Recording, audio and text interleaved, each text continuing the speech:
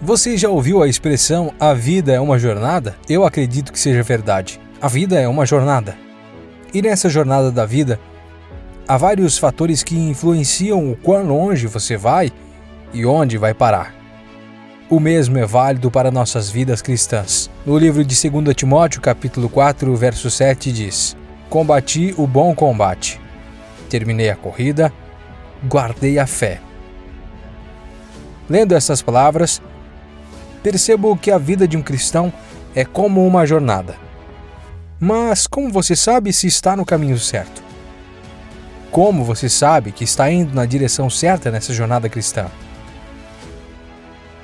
E esta não é uma pergunta simples de responder, porque Jesus disse em Mateus capítulo 7, versos 22 a 23.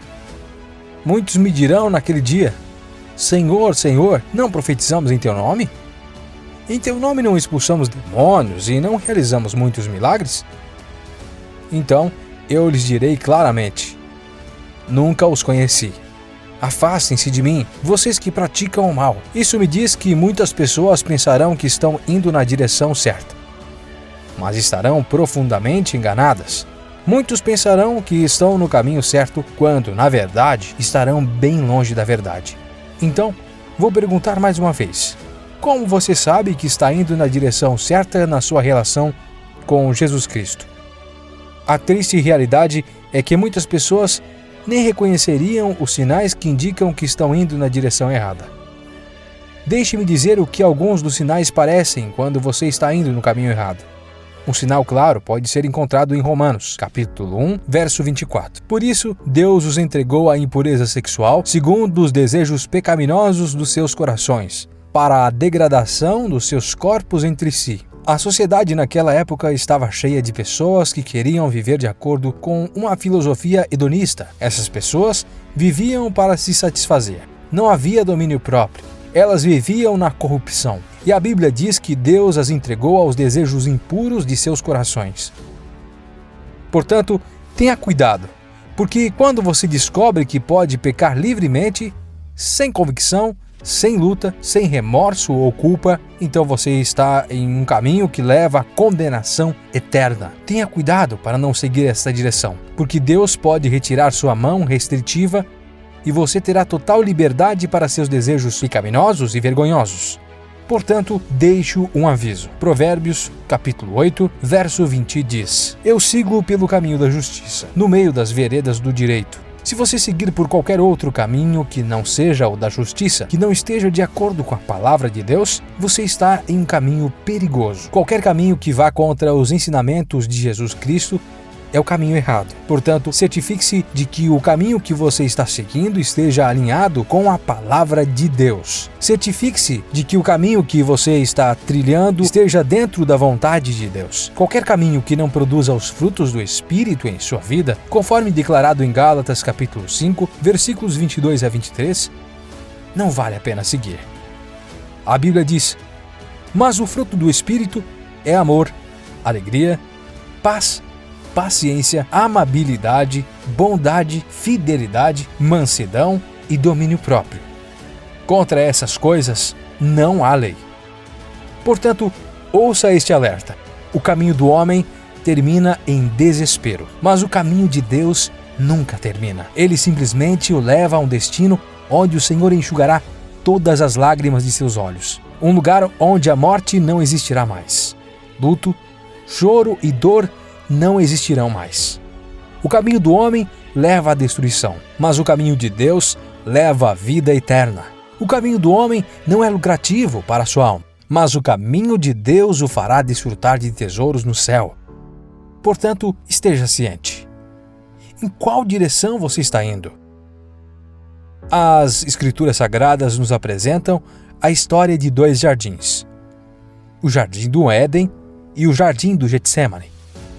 No primeiro jardim, Adão e Eva tomaram uma posição dizendo: "Minha vontade." No segundo jardim, Jesus tomou uma posição dizendo: "Não a minha vontade, mas a tua seja feita, Deus." Então, no primeiro jardim, Adão e Eva caíram no pecado. Eles caíram na desobediência. Mas no segundo jardim, Jesus tomou uma posição. Ele deixou de lado seus próprios sentimentos e obedeceu a Deus, o Pai. Você vê, Gênesis capítulo 3, versículo 9 diz: Então o Senhor Deus chamou Adão e disse a ele: Onde você está? Isso significa que, por causa do pecado no primeiro jardim, Deus procurou Adão. No entanto, no segundo jardim, Jesus procurou o Deus Todo-Poderoso. Ele deixou os discípulos para buscar a Deus. Mateus capítulo 26, versículo 39 diz: Indo um pouco mais adiante, ele caiu com o rosto no chão e orou: Meu Pai, se for possível, afasta de mim este cálice. Contudo, não seja como eu quero, mas como tu queres. E preste muita atenção nos eventos contrastantes que ocorreram entre os dois jardins. No Éden, Adão se escondeu de Deus. No Getsêmani, Jesus se colocou à disposição de Deus. No Éden, o diabo enganou Adão e Eva com o fruto proibido, que levou eles à morte espiritual. Mas a partir do Getsêmani, nosso Senhor Jesus começou aquela jornada de amor, dor e sacrifício que terminou na cruz, nos levando à vida eterna. Esses dois jardins simbolizam um estado de vida para cada um de nós. Todos nós temos escolhas. Todos nós controlamos como vivemos, o que fazemos a cada dia.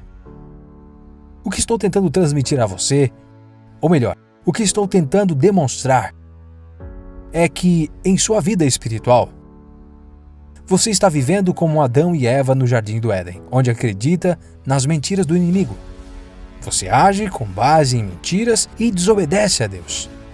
É um estado em que alguém vive no pecado e se esconde da presença de Deus por vergonha. Ou você está vivendo como Jesus no Jardim do Getsêmani. Uma vida de sacrifício. Sua vontade, Deus, e não a minha. Essa é a verdadeira vida, onde tudo é sobre Deus. Você pode estar triste e aflito às vezes, mas ainda escolhe obedecer a Deus. Você pode estar sobrecarregado, mas ainda escolhe obedecer a Deus. Quero encorajá-los, amigos. Sejam como Cristo.